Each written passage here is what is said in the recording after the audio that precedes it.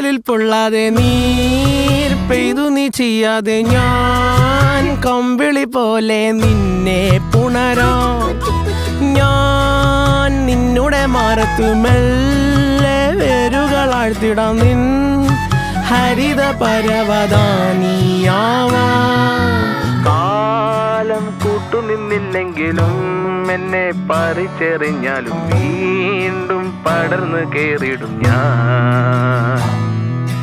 കാലം കൂട്ടുനിന്നില്ലെങ്കിലും എന്നെ പറിച്ചെറിഞ്ഞാലും വീണ്ടും പടർന്നു കേറിടും ഞാൻ.